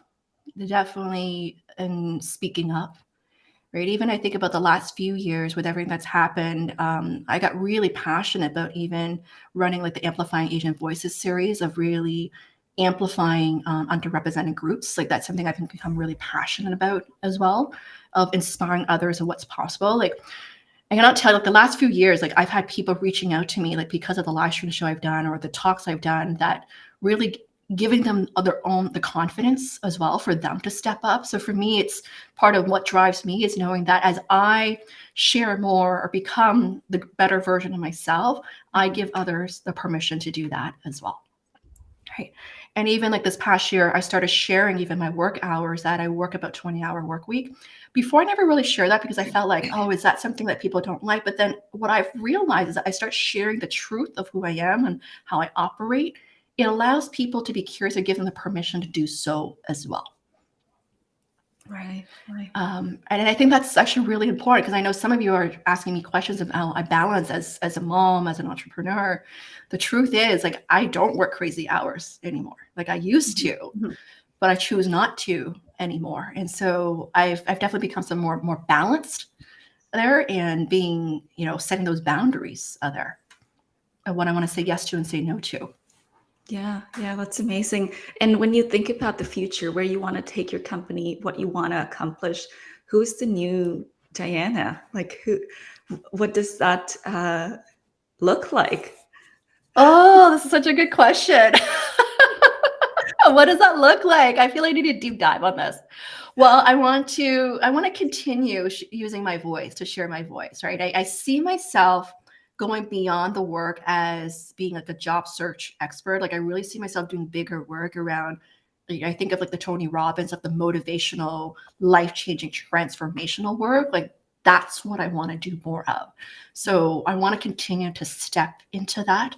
I know I started in this career space because of my background in recruiting, but I want to continue to step into bigger, like life type of work, like transformational type of work, and do more global work, doing more in writing, becoming an author as well. When I went through coaching training, I still have this vivid vision. For some reason, when I went through coaching training, where I see this vivid vision that I was speaking in front of thousands of people, like in China. And I know I need to like amp up my Mandarin language speaking skills there, but that was part of still in my vision of speaking in front of thousands of people. So that still hasn't manifested yet and on stage, but I know that's going to be happening. Well, you've spoken it. The universe is listening. Yeah. Hey, Maya. Hi, Kamara. So great to see all of you. Welcome. Okay, I got to get another picture with all of you here since I got many of you here before some of you need to get going. Okay, what's happening? Okay, let's look at the camera. Gotta get the party glasses on. Yeah, party glasses. Awesome. Okay, who's next? So let's have Johan. Johan, ask question. Diana, congratulations on 12 years. We've known each other, I think now 2 years. And every time I talk to you, I hear you speak. The one thing that comes to mind is humility. Your character in terms of being so humble, being so down to earth, despite all of your success, in your business and your personal life. So thank you. Thank you for being you. Thank you for being humble and being such a good leader and role model, for Canadians, North Americans, and people all over the world. So I just want to start off by saying that. And thank you for having all of us and being such, good friends with all of us. My question is, I just recently heard that, 2023 is going to be a year where a lot of people in the US and Canada are going to be thinking about switching careers. And a lot of them actually will pursue entrepreneurship, right? So what message or what tips would you have for people like those, especially starting off in their first year? There's so much you can do. You shared already the lessons learned in terms of having processes, having systems. A lot of these people obviously may not have the savings or the bandwidth, right, to do all of it in year one. So what would be the top 3 things you would recommend to focus on? Yeah, that's a great question. I love that. If your first year, I would say number one, definitely double down on personal branding, right? This is part of building your own brand, of being known as an expert in your space and what you want to be known for. So personal branding is number one. I would say number two is really, this is like stuff that you don't necessarily have to spend money on, but you got to spend time on, right? Number two is really the content creation. Part of that helps you with building the branding and credibility is really sharing your voice, sharing your message, sharing your expertise, sharing your story. All of these things going to help you increase the visibility, right? Because then you want to be top of mind there, right? That's part of setting yourself up for success. Number three is relationship building. I would say networking, right? Part of if you want to generate opportunities, generate leads, is that people need to know you. Right. So putting yourself out there, like just hiding at home, it's not going to help. And this is why I love connecting with people. Like when I think of all of you here, even though I've never met you in person, like most of you I've not met in person at all, but we've became fast friends. And part of it I know is we need to spend time of nurturing a relationship, not just through content, but offline as well, whether through Zoom, through DMs, it's investing in that time. Right. So when I think about even my time management, it's not just all about getting business, getting sales, but you got to surround yourself with the right people so that we can support one another there. So those would be the 3 things I would say to set yourself up for success there. Love it. Thank you, Diana. Yeah, my pleasure. All right, who's next? Kamara. Yeah. You're muted. Oh, she's off. Okay. Maya's next. Oh my gosh. Here, Tamara's back. I'm not doing very good today with the technology. Anyway, hi Diana. Congratulations on 12 years. Oh, Cheers. thank you so much. Oh, cheers. Cheers. Cheers. Oh, Water with smoothie. So with coffee, with water as well. I want to say something. Kamara was some of the people really early on the days that you and I really collaborated with each other, right? Mm-hmm. That you and I partnered where we worked together, where we had over 100 of my clients, where you helped them with their resume writing work, LinkedIn work.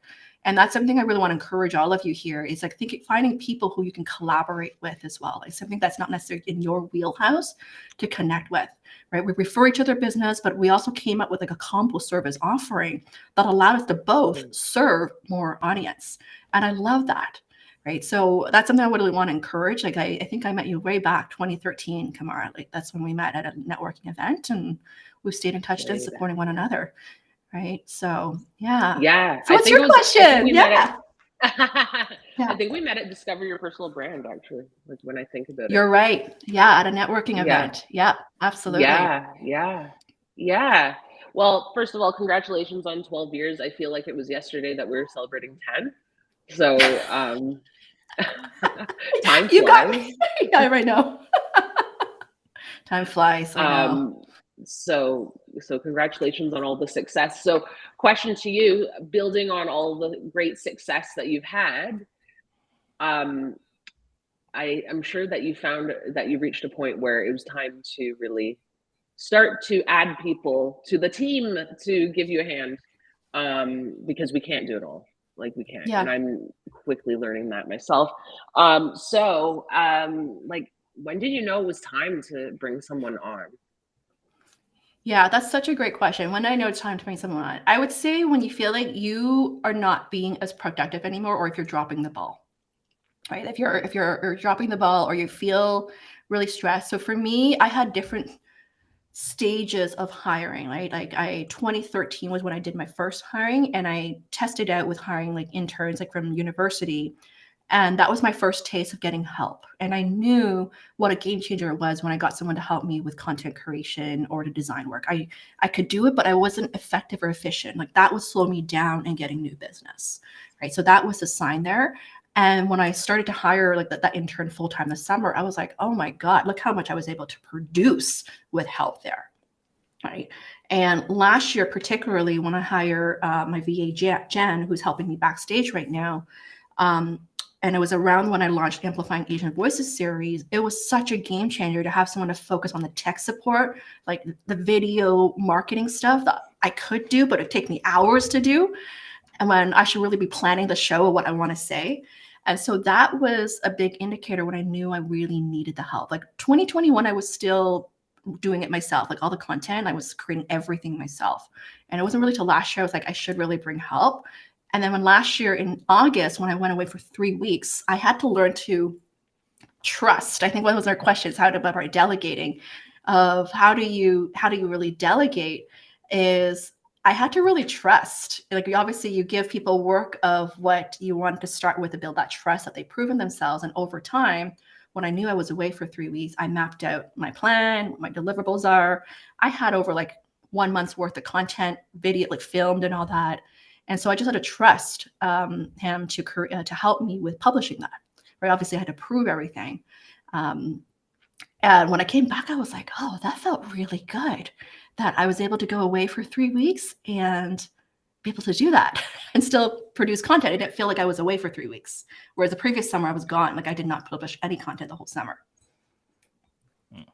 Man, that must have felt amazing. Yeah, I could really use a vacation myself right now. So going back to that trust part, actually, I think the actual work of delegating is what is hard sometimes. So like, how did you almost develop a process to teach the process, if that makes sense? Like, that for me, I'll just say for me personally, I haven't grown my team as I've wanted to because I'm intimidated by the actual delegation and the actual work behind the delegation. Yeah. Does that make sense? Okay. Some of you can relate to this. Okay. So this is such a great question to discuss, right? So for me, I think because coming from a training background, I've learned to come put together things in steps, right? So, if there's one thing, say like, if you tell your assistant, say like, hey, I want to refresh my website. Can you help me with that? They're like, okay, what do you want me to refresh? Right? But if we break it down into projects and milestones and then break it into specific tasks, it really helps. Not saying that you have to do it all the time. So as an example, I'm going to give a very specific example. Like an example would be, let's just say creating a content here, like creating a carousel post. I would give the title, give like my idea and the angle. I would give also my recorded content, like take this content and transcribe it. And I would actually write some of these steps to take to help me come up with my ideal output. So what you want to think about is, what is your ideal output and deliverable that you want someone to help you deliver, and then give some of those steps, instructions of what they should be looking into to create. So that will minimize any friction there. Similar to when you think about when I bring guests on my show, a lot of times I see people need to have like a call with someone before they bring them on a show. But I've been able to do it without having any conversations with like live calls with you guys before bringing a show, is because I'll create a documentation where I'll have like a checklist, things to keep in mind. So it's like, what to expect, that will minimize any of that back and forth and friction there.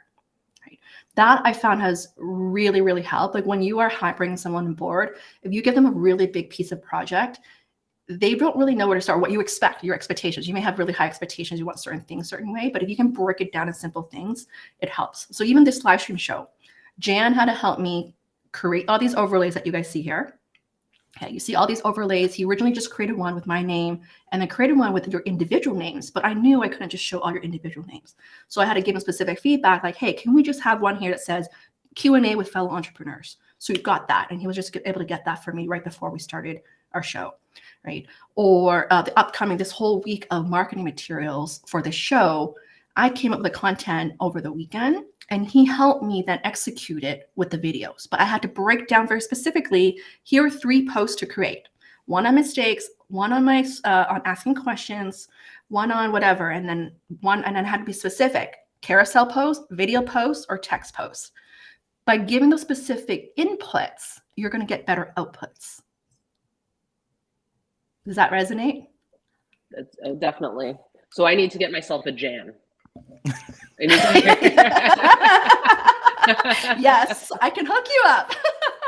Okay. I have a I think Jen it's like who time. does it. Yeah, we need that. I know there's a stereotype and biases, which we don't want to talk about it, like when we are hiring younger generations. But they're so good. Like we need to learn something from them. Yeah. Yes, Yeah. this elder millennial needs to be shown the way. Yes. Definitely thumbs up for Jan. That's He gives wonderful. a great presentation tomorrow. So if you get to talk to Jan, yeah, he's solid. He's Oh definitely yeah. solid. Okay. Yes. Okay, I'll Jan, look you I'm up. coming. I'm coming for you. Okay, so let's bring Maya's question here. I know, yeah, she needs to leave soon as well too. Okay, and then Katie. Well, first of all, hi, Diana. Congratulations. And hello, everyone. So excited to be here and celebrate you. And I definitely have a lot of questions, and you already answered some of them when we first got acquainted, and you were so kind to share about your business and your journey and everything that you're working on. But I always have more, so we can jump into the first one. And I don't believe in regret. However, I believe in learning. So if you were starting over today, knowing what you know right now after 12 years, would you do anything differently? Yeah, it's a good question for sure. Like I think about even this year, I almost feel like I'm starting something new in a sense of growing my speaking career. I would definitely, what I would do differently is one, like really build my brand earlier, right? Like not wait till later on. I would really build my brand earlier, build my community earlier there. I think the first few years I focused more on just external speaking, but I didn't really focus on building that community or brand in terms of like online presence there. So I feel, to be honest, these days, for all of you who are starting out, it is easier. Like the barrier to entry is easier because we're going to build a brand on like a LinkedIn or social media platform. It's so much easier for you to build a following that I believe it's actually easier to generate business now than 10 years ago. So that's something I would definitely invest in. The other is really investing in systems and processes. Like the first 3 years, I kind of just winged it as well until I really start hiring people. Being organized with your tracking, your numbers, your reporting. I know you're really good with that, Maya, with reporting stuff. That's going to help you with decision making, like having more data. I think like leveraging data to make better decisions, I think could be a huge game changer there. Right.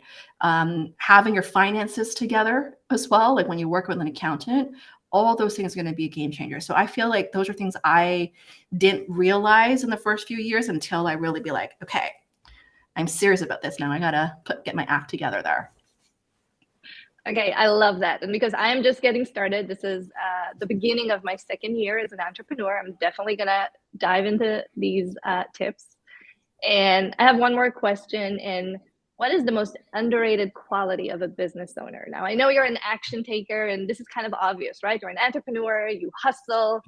But what is one underrated quality? Something that has helped you, but maybe is not that obvious. Underrated quality. I would say it's part of that wearing the multiple hats of being able to switch and thinking differently, right? Like I think when we start our business, we're thinking, okay, I'm going to be a coach, I'm going to be a speaker, I'm going to be a writer. And so we think of it as, this is what I'm going to do as a service of who I am. But I think being able to really think from a business perspective and thinking of growth, like I think that's really important. I feel like sometimes I see that a lot of times I actually see many coaches, some of the coaches I've hired who've been in like major debt, for example, in their business. And so I think it's really important to actually manage your cash flow. I think that's underrated. Like it's really managing numbers. If you don't like numbers, get someone to help you look at the numbers, right? Like my husband looks at my numbers and he'll tell me, it's like, hey, you're spending too much. You better cut down on your expenses here. We need to manage that. I think that's really the things that we don't maybe not enjoy. Like a lot of times as a coach, we just want to do the job. We want to just serve, make a difference, make an impact, right? All the feel good stuff. But I think just really looking at the data and the numbers, we can make a huge difference there. I love that. And I've seen it throughout my entire career. Even, when I had a full-time job in corporate, you need to know what's going on. You need to understand contracts and how to negotiate. So it is important to always understand the numbers. So I love that. I know there are so many others here who want to ask you questions, and I'm going to have to drop off soon. So just so excited I got the opportunity to say hi and Yes. congratulate you. And I'm going to be listening to everything else. I've been listening since this morning and I love it. And yeah, just congratulations again. Thank you. Thank you so much. And I know you're coming to my mastermind as well. So super excited to have you join us. All right, I got to leave as well, but it was fascinating to hear everybody. Oh my, I can't wait to go back and then watch the replay and then start taking notes. This is like masterclass already. All right. Thank you, everybody. Bye. Bye. Thank you. All right, we have Katie. Katie hasn't asked a question yet. Katie, welcome. We just met. I think you and I just met like literally in December or November. I know. I'm like your newest friend. You're my newest friend. We're both ENFJs. Like we just became fast friends. You're like, I'm coming to your mastermind. Let's do it. Yes. Well, you know what? I met you and I saw you like the first time we spoke. I got a sense for your energy and I'm like, I need to get in on this. I love this. So yeah, I'm so happy to be here. Thank you for inviting me. Thank you. Speaking of what you just said, you spoke about energy. Something I want to remind all of you is when we think of it as an entrepreneur, a lot of times we are our own product, right? They're buying you at the end of the day. So many times I hear from potential clients, they're like, I want to work with you because I love your energy. I want to work with you because how you show up. It's not about, I want to work with you because you have an MBA, or I want to work with you because you're a trained life coach. It's never those reasons. And so I want to remind all of us, it's like part of branding is like, who are you? Showcase your personality, showcase your style. Like you're going to find your own tribe and audience. All right. So I'm going to get to my question. First, again, thanks for letting me be here to ask you some questions, and congratulations. I just want to echo, I know everyone's saying that, but it's such a feat. I'm 1 year in, not even 12 years. I'm just like super inspired. So I appreciate the opportunity to like pick your brain and get some free advice. My first question is kind of a flavor of Maya's question, but a little bit different. It's the more pessimistic version, which is, when you see early entrepreneurs or solopreneurs, what is the biggest mistake you see them making? Yeah, that's such a good question. I would say one,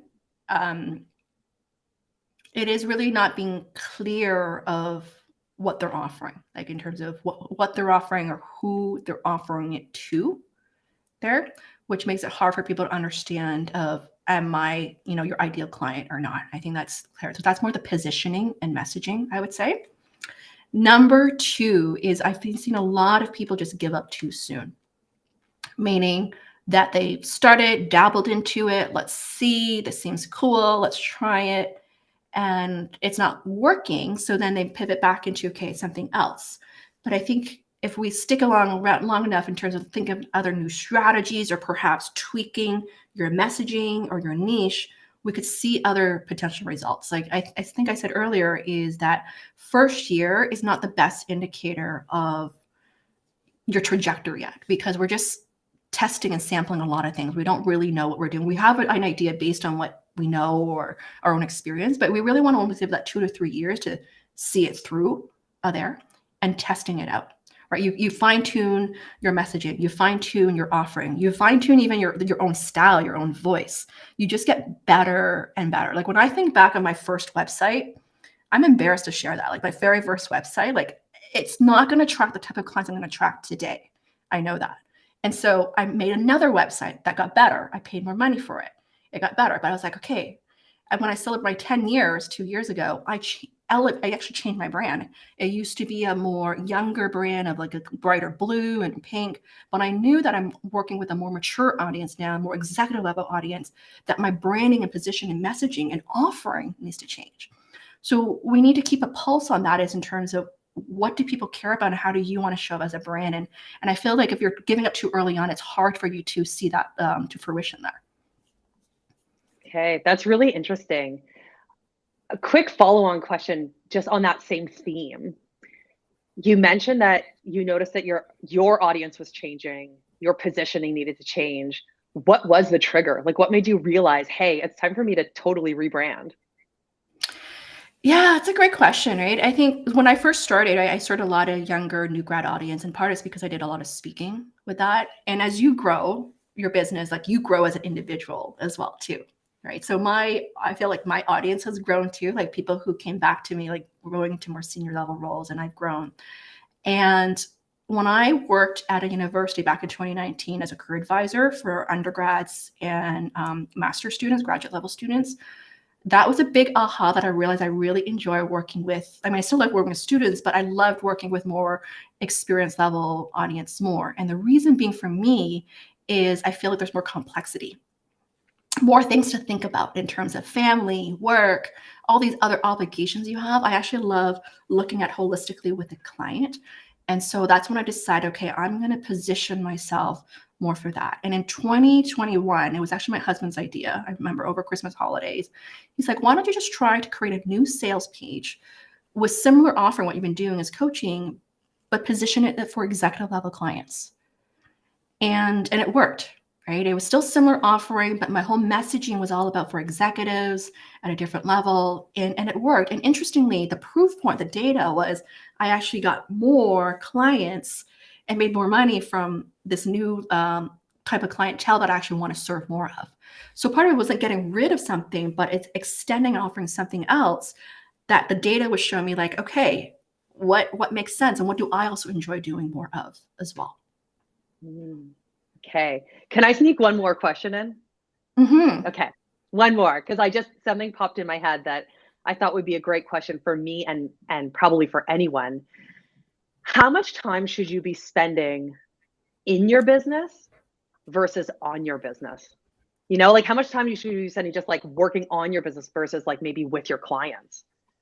Yeah, that's such a great question. I think that's going to fine tune over time. So for me right now, I think about it, it's almost like a 60-40 split. Yeah, almost 60-40 or 50-50 split, meaning like 50-60 time like working in the business, like with clients. Like, so depending on what season you're in. Okay. So I'm going to give you some context. Like back in 2020, like when the pandemic hit, I was servicing 60 to 80 clients at a time. So I was in the business a lot, like doing the work, like my schedule was fully booked. And I was okay with that at that time. Like, okay, I'm just going to do it. I want to help people. And then in 2022, last year, I made an intentional shift that I wanted to work more around the 20-hour work week, meaning that whether it's coaching and also in the business as well. So right now, the way I look at it is my Monday, Fridays, when I have my planning days or pampering days, it's my working on the business in terms of thinking, planning, creating business proposals, identifying leads, networking. Like that's the on the business versus the coaching there. So I anticipate in the coming year, and for me, this is where you need to think about where you are, what season you're in here, is that I have to actually be working on the business more in terms of creating more outbound leads and business development work because I'm shifting to want to do more corporate work. Whereas I've already built and more established also coaching in terms of inbound leads that people coming to me there. So this is where you want to ask yourself like how established you are in terms of your lead generation funnel. Okay. So I'm hearing earlier season, maybe more time in the business, later, more time on. Yes. Okay. Thank you. Say, yeah, Thank probably. you. Yeah. Yeah. You're welcome. Who else? Hey, Diana, I'm just going to say goodbye. The toddler boss is summoning me, so I need to go. Okay. Did I get a picture with you yet?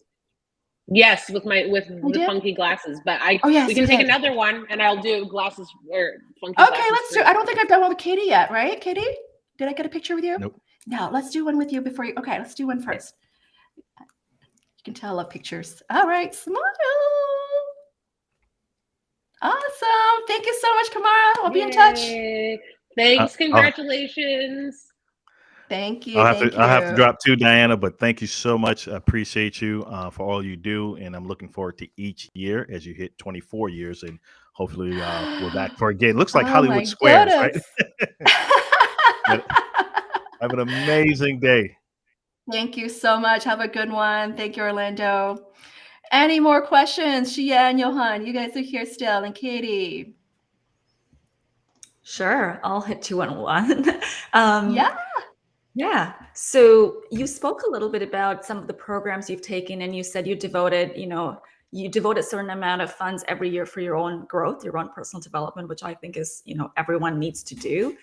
I'm curious, who do you admire as entrepreneurs, as role models for yourself? Like, who do you look up to?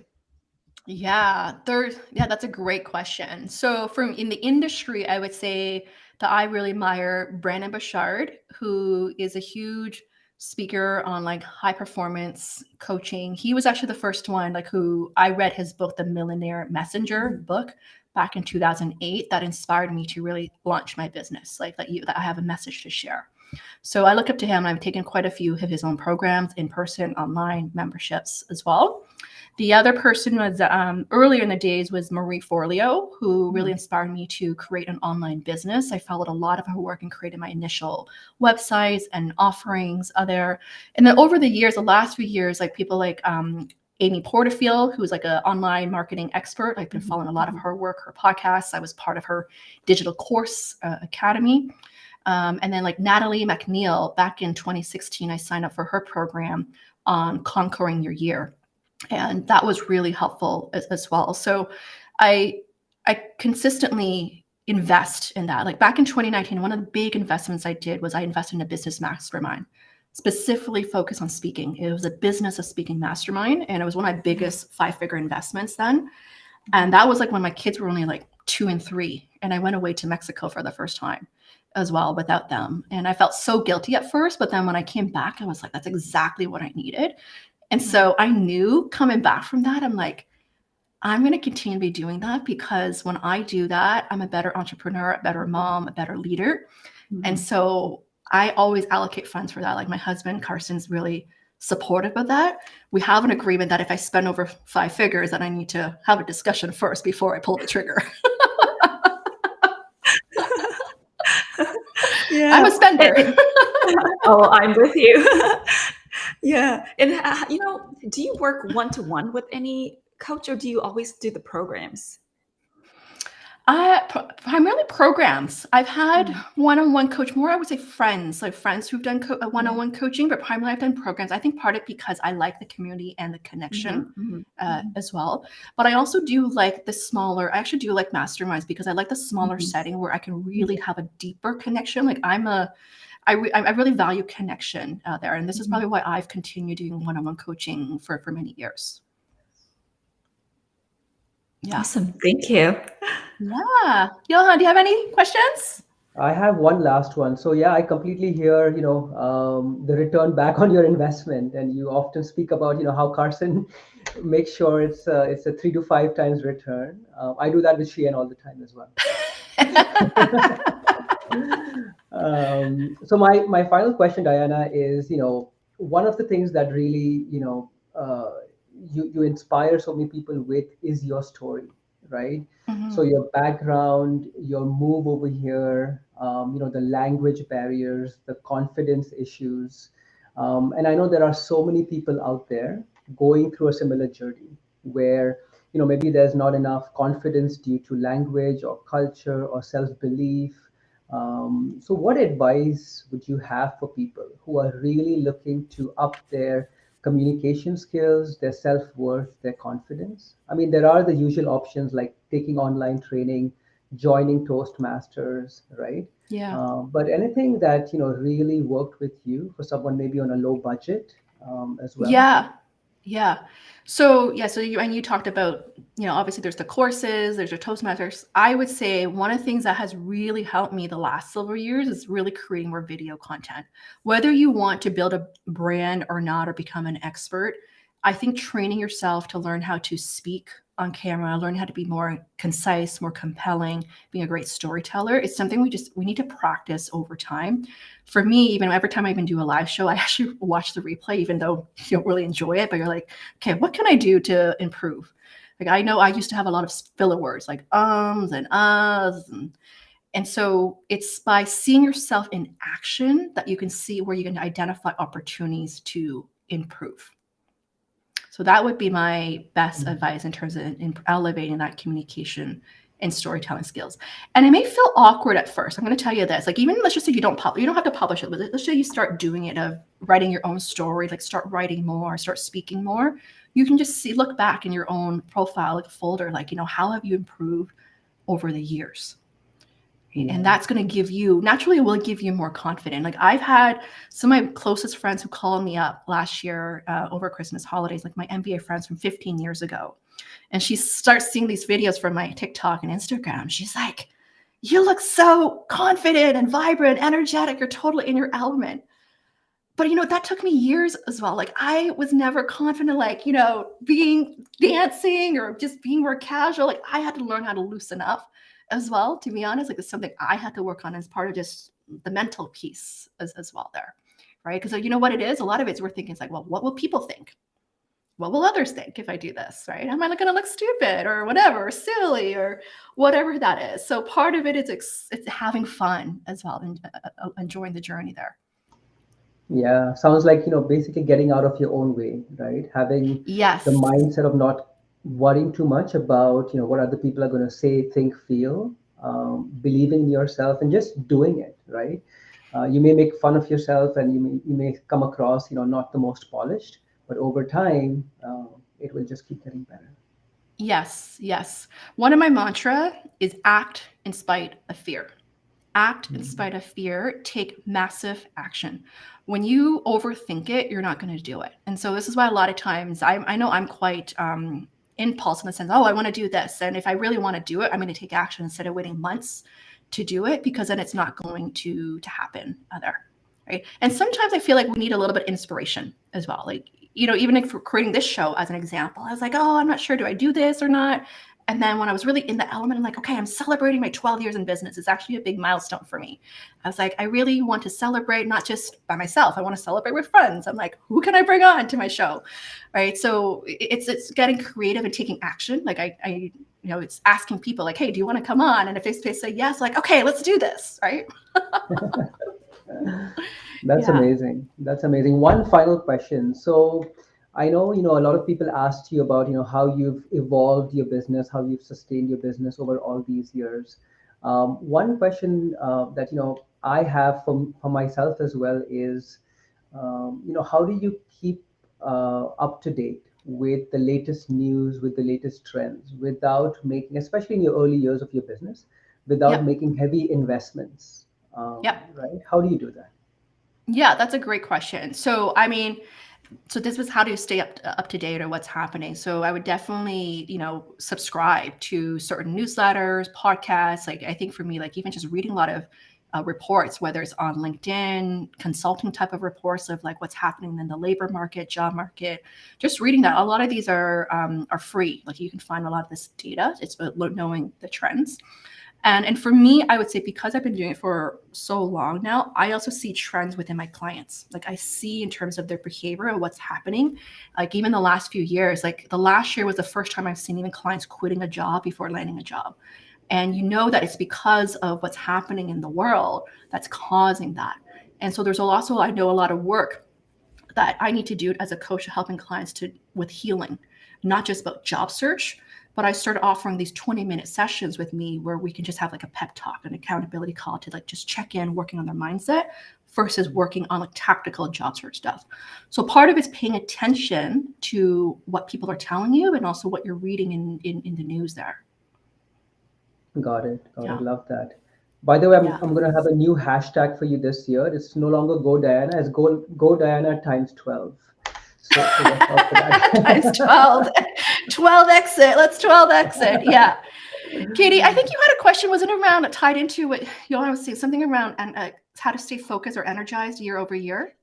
Yeah, I would thought that could be like a fun last question for you, which was, you've been going for 12 years.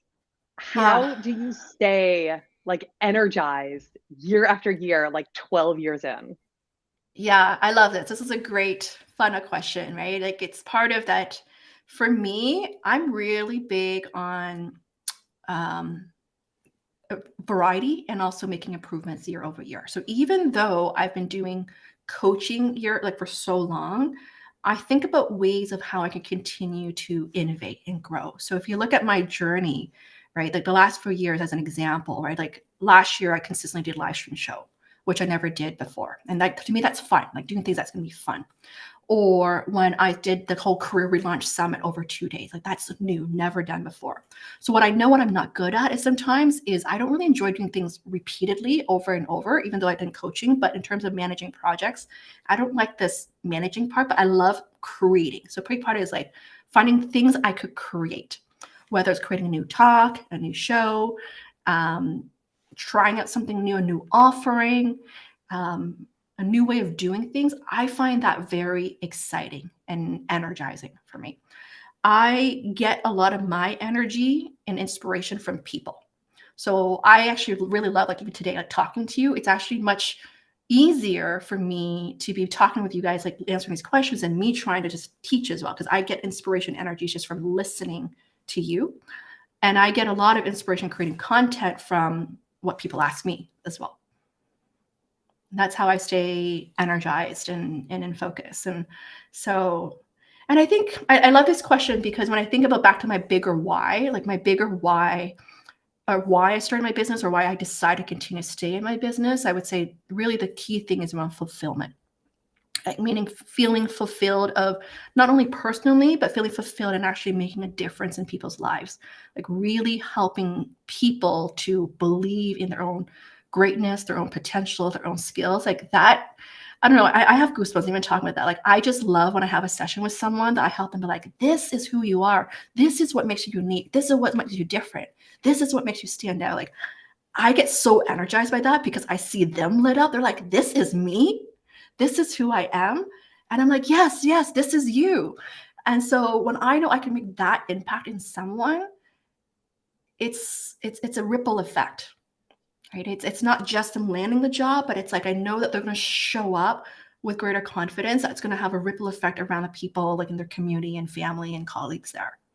So that is really what keeps me motivated, like why I do what I do. Like I get so excited by that. And this is why I love hearing messages. Like I have coaches like recently, like, I've been following you for a long time, but I've never commented on your content. And I love that you're following me now. And so I always tell people, like, connect with me. Like don't feel like I'm a stranger, even though I've been in business for 12 years or I've grown this business. Like don't feel that I'm much better or anything. Like, just send us hello and connect. And this is what I want to remind all of you. Like, I think all of you who come to my show, like I feel like that I can have a great conversation with you. Like I would want to hang out with you. And I think that's part of being able to stay energized and focused, is like if you surround yourself with these people who wants to consistently and constantly support one another, champion one another, that's much more fun, right? Like that's much more fun. Like right now, like Katie, you probably see this in our own group chat, in our own mastermind. Like I love celebrating one another. Like I'm not going to feel like, oh, she's better than me, or I'm going to be like, yes, I'm so happy. Like Swetha's in the media, or you launch your group coaching program. Maya's like doing her 5-day masterclass. Tiffany's launching. I'm like, yes, like I'm like more of this. That gets me energized. Yeah.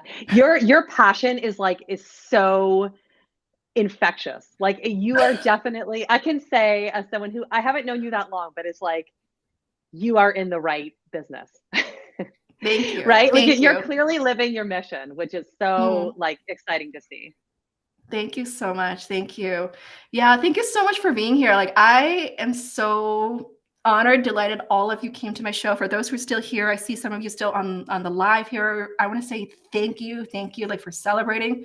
I'm going to be celebrating tonight as well, this 12-year journey, and I'm really excited for the upcoming year. Like please do connect with me. You're going to see me do even more speaking on different stages.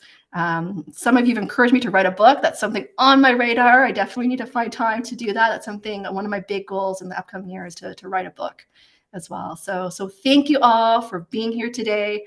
I'm deeply grateful and honored to have all of you in my network and community there. Thank you, Sheann. Thank you, Johan. And thank you, Katie. All right. Take care, everyone. Cheers.